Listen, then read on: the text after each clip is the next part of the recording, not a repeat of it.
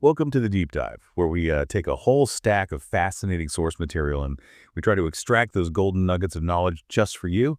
And today we're going to be diving headfirst into the strange world of Pulgasari, the 1985 North Korean monster movie that's really way more than just your typical creature feature. Oh, yeah, it really is a film with a truly bizarre backstory and one that intertwines Cold War tensions with a dictator's love for Godzilla. And I can't wait to just unpack it all with you. Yeah, for sure.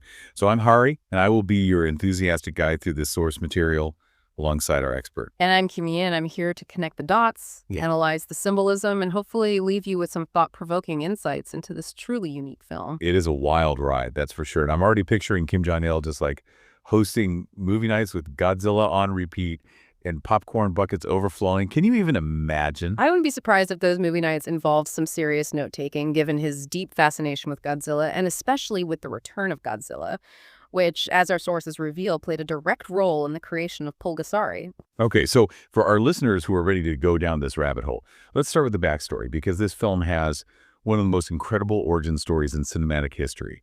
Our sources paint a picture of director Shin Sang-ok, who was a prominent South Korean filmmaker, and he was abducted by Kim Jong-il's agents in 1978 and taken to North Korea. Can you imagine the shock and the fear? It's a story that sounds like it's straight out of a spy thriller, and it adds this incredible layer of complexity to Pulgasari, understanding that this film wasn't simply a passion project, but it was essentially a product of a dictator's cinematic obsession. And there are even reports that Kim Jong-il specifically requested Kenpachiro Satsuma, the actor who played Godzilla in The Return of Godzilla, to take on the role of Pulgasari. Wow, that's an incredible tidbit I hadn't come across before. Imagine going from playing the King of the Monsters to playing a North Korean allegory for, well, we'll get into the symbolism later, but first let's give our listeners a taste of the plot itself. Pulgasari takes us back to feudal Korea during the Goryeo dynasty, which was a time of hardship and oppression for many, and the story centers around a blacksmith named Taksi, who is imprisoned for defending his people. And during his imprisonment, he crafts a small rice figurine of a monster, and he imbues it with his hopes for a better world. It's like a folk tale coming to life filled with symbolism.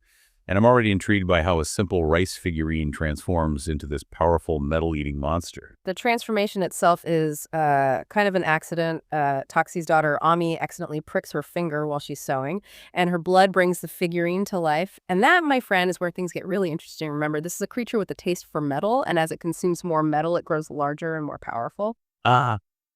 So this tiny rice monster starts snacking on everything metal in sight, turning into a colossal force to be reckoned with. It's like watching a visual metaphor for the power of the oppressed rising up against their oppressors. But this is North Korea we're talking about, so I'm guessing there's a lot more to unpack here than just a giant monster smashing things. What do our sources tell us about the deeper meaning behind Pulgasari? This is where the interpretations get really fascinating.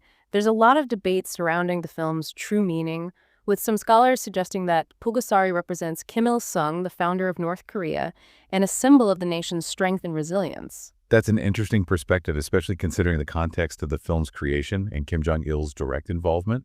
But our sources also mention other interpretations, right? Like the idea that Pulgasari represents the dangers of unchecked power, a warning about the potential for revolutions to spiral out of control. Exactly, and this interpretation aligns with Shin Sang-ok's own assertion that the film is a plea for pacifism and a warning against nuclear war, and remembering that Shin was essentially a hostage forced to make films for a regime he was desperate to escape. We can see how he might have woven these subtle messages into the narrative. It's like he had to speak in code using the spectacle of a giant monster movie to convey these deeper, more subversive messages. And speaking of the spectacle, let's talk about the production itself, because believe it or not, filming a giant monster movie in North Korea was no walk in the park.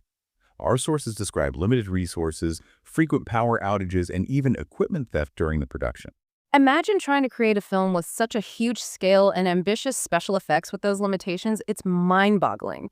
Kenpachiro Satsuma, the actor who played Pulgasari, even shared his experiences talking about working in a windowless studio and staying in bugged rooms at Kim Jong-il's villa. It gives you a glimpse into the conditions under which art was created in North Korea at that time. It's a fascinating and honestly unsettling glimpse behind the curtain of North Korean filmmaking. But despite all these challenges, Pulgasari was completed, and its release is a whole other chapter in this wild saga after Shin Sang-ok and his wife made their daring escape from North Korea in 1986. The film was initially banned. It's almost as if the film itself became a symbol of defiance, representing the very freedom that Shin and his wife had fought so hard to achieve. So how did this banned North Korean monster movie eventually make its way into the world? What happened next? That, my friend, is a story for part 2 of our deep dive. Get ready for a journey into the world of international distribution struggles, unexpected box office successes, and even a remake attempt that, well, let's just say it didn't quite capture the magic of the original. Stay tuned because we're just getting started. Welcome back to the Deep Dive, where we're picking up right where we left off, exploring the strange and fascinating journey of Pulgasari after its completion. And trust me, the story gets even more intriguing from here. Oh, it does, because after Shin Sang-ok's escape from North Korea, the film was initially banned. It was shrouded in secrecy, but somehow it managed to break free from those constraints and enter the world stage. And the path it took is a testament to the enduring power of cinema, even when it's entangled with political complexities. Yeah, it's like Pulgasari itself mirrored Shin's own journey. A tale of rebellion and freedom finding its way out of a restrictive environment. So tell me, how did a banned North Korean monster movie eventually make its way to audiences? Well, it's a story that involves a bit of intrigue and a surprising amount of international interest. Because remember, even though Pulgasari was produced in North Korea, Kim Jong-il had sought to capitalize on the popularity of Japanese kaiju films, those giant monster movies that Godzilla made famous. And he even involved Toho's special effects team in the production. So there was a buzz surrounding Pulgasari even before its release, fueled by rumors and whispers of a North Korean Godzilla. So it had this air of mystery, this kind of forbidden fruit that people were eager to get a taste of. And I can only imagine how that built anticipation for its eventual release, especially among fans of those classic monster movies. But how did it actually happen? Was there some secret deal, a back-channel agreement that brought Pulgasari out from the shadows? Well, it wasn't quite a cloak and dagger operation, but it did involve some careful maneuvering because ultimately it was Kim Jong-il, after assuming leadership of North Korea following his father's death, who allowed the film's release. And many believe that this was a strategic move to generate revenue for the country, which was facing economic challenges at the time. So Pulgasari went from being a banned film to a potential source of income for North Korea. Talk about a plot twist. But even with its release, I can't imagine it was smooth sailing, especially given the complex political climate surrounding North Korea. Tell me, where was Pulgasari first shown to the world and how was it received? The film made its debut on VHS in Japan in 1995. Imagine that, a North Korean monster movie finding its first audience among Japanese viewers. And it was followed by an official theatrical premiere in Tokyo in 1998. And perhaps surprisingly, Japanese audiences embraced Pulgasari. They saw it as a unique and intriguing entry into the familiar kaiju genre. It's fascinating to think about those first screenings. Yeah. Japanese audiences watching this North Korean take on a genre they knew and loved. And I wonder what they made of the film's political subtext, its allegorical nature that we discussed earlier. Did they see it purely as a monster movie, or did they recognize those deeper layers of meaning, those coded messages about power and revolution? That's a question that I imagine film scholars are still debating today, but what's clear is that Pulgasari resonated with Japanese audiences. It even achieved box office success and becoming to this day the highest grossing North Korean film of all time. But its journey didn't end there because Pulgasari eventually made its way to South Korea, and that's where the reception becomes a bit more complicated. Yeah, I can only imagine the mixed emotions surrounding its release in South Korea, a country that had experienced firsthand the tensions and divisions created by North Korea. So tell me, how did South Korean audiences react to a film made by a director who had been abducted and forced to work for the North Korean regime? Well, as you can imagine, the response was far from uniform because some saw Pulgasari as a propaganda piece, a product of the very regime they opposed, while others viewed it as a testament to Shin Sang-ok's resilience, a symbol of his ability to create art even under the most oppressive conditions. And then there were those who approached it simply as a film, a unique and entertaining example of the kaiju genre with a truly captivating backstory.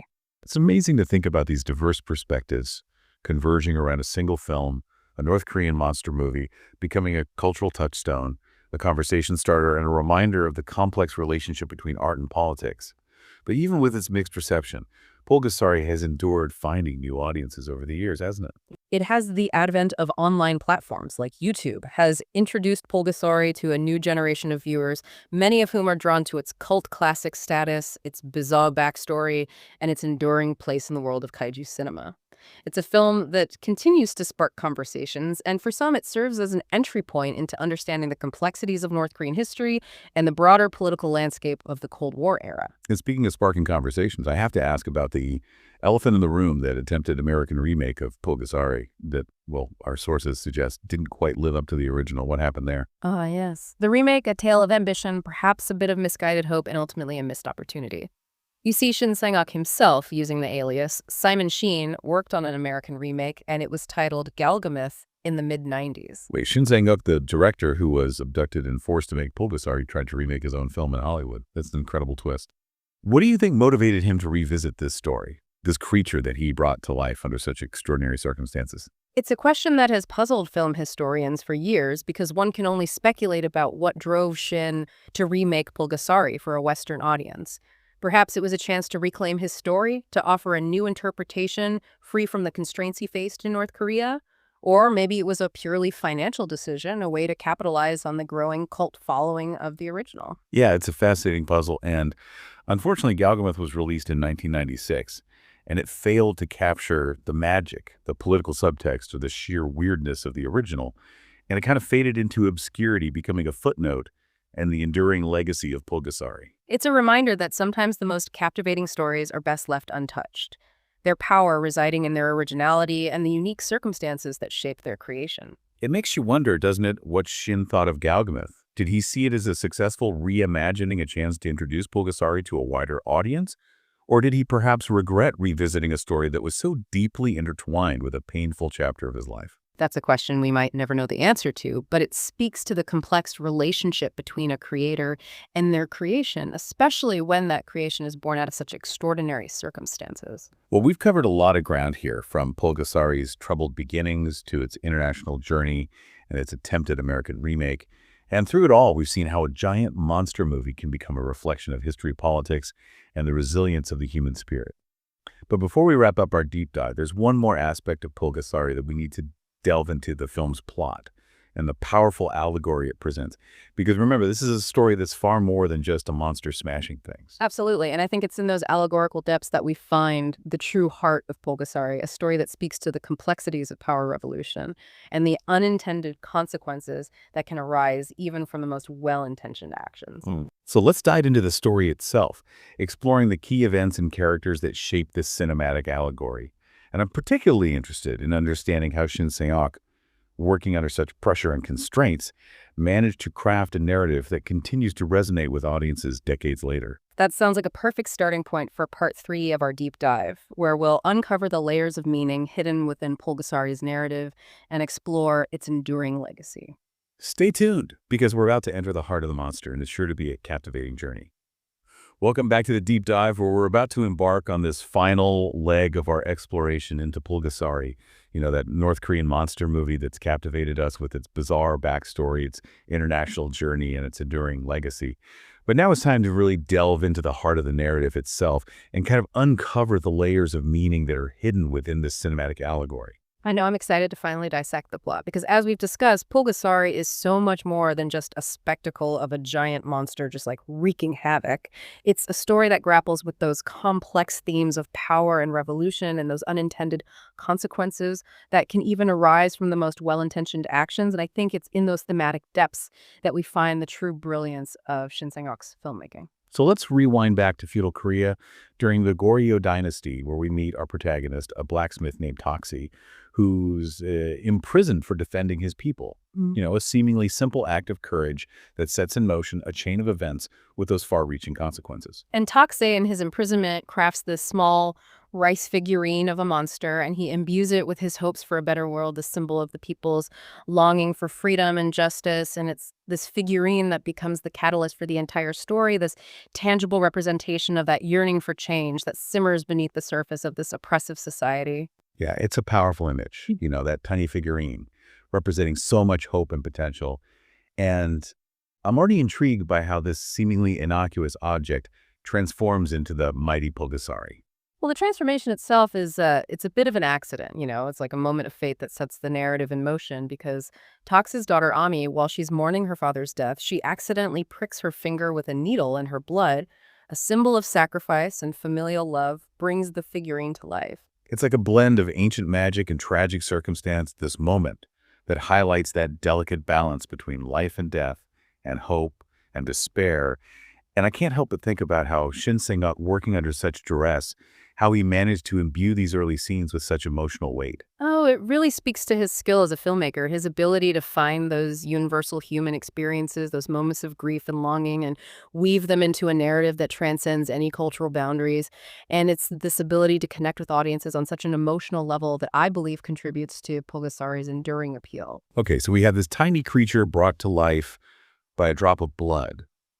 But as we know, Pulgasari doesn't stay small for long, and its growth, its insatiable hunger for metal, becomes central to the film's allegorical message, doesn't it? Absolutely. Pulgasari's growth really mirrors the growing unrest among the peasantry, their hunger for justice and a better life. And as Pulgasari consumes more metal, it becomes this symbol of their collective strength, their potential to challenge the oppressive forces that are ruling over them. Yeah, it's like a visual representation of the people's power growing alongside this monstrous creature. And I'm guessing this is where the film starts to touch on those themes of revolution and the unintended consequences that can arise. Exactly. You're right. As Pulgasari grows, so too does the rebellion against the monarchy, and the creature itself becomes a weapon, this force of nature that the people believe will lead them to freedom. But here's where things get complicated, because as Pulgasari consumes more metal, its hunger becomes insatiable, uncontrollable, mirroring the potential for revolutions to kind of spiral out of control, to consume everything in their path. Yeah, it's a powerful parallel, that link between Pulgasari's hunger and the potential for revolutions to become as destructive as the forces they seek to overthrow. And I'm starting to see how Shin Sang-ok might have been using this fantastical narrative to comment on the political realities he was witnessing firsthand. Right. And remember, this is a film that was made during the Cold War, a time of ideological battles, proxy wars, and ever-present fear of nuclear annihilation. And I think it's within this context that we can really understand Pulgasari's deeper message, this warning about the dangers of unchecked power, that potential for destruction that lies within both oppressive regimes and the revolutions that seek to dismantle them. It's a chilling thought, and it makes you question whether Pulgasari is a symbol of hope or a harbinger of destruction, a force for liberation, or a representation of the chaos that can follow in the wake of revolution. And I think that ambiguity, that tension between hope and despair, is what makes Pulgasari such a compelling and enduring film. It doesn't offer any easy answers. It instead invites viewers to grapple with these complex questions, to confront those uncomfortable truths about the nature of power and those sacrifices that are often made in the pursuit of freedom. Yeah, it's a film that stays with you long after the credits roll, prompting reflection and debate. And in that sense, Pulgasari transcends its status as just a monster movie. It becomes a testament to the power of storytelling to engage with those complex social and political issues. Absolutely. Pulgasari is a film that really defies easy categorization. It blends elements of fantasy and history and political allegory into this unique and unforgettable cinematic experience. And as we reach the end of our deep dive, I can't help but feel a sense of awe at the journey we've taken, from the bizarre circumstances of Pulgasari's creation to its international release, its mixed reception, and those enduring questions that it raises about art and politics and the human condition. Well, it's been a privilege to unpack this film with you, to delve into its historical context, its allegorical depths, and its enduring legacy. And I hope our listeners have gained a newfound appreciation for Pulgasari, a film that reminds us that even in the darkest of times, that power of storytelling can really shine through, offering those glimpses of hope, sparking conversations, and challenging us to confront those complexities of the world around us. And on that note, we'd like to thank you for joining us on the deep dive. Until next time, keep exploring, keep questioning, and never underestimate the power of a good story, no matter how strange or unexpected it may seem. See you on the next Deep Dive.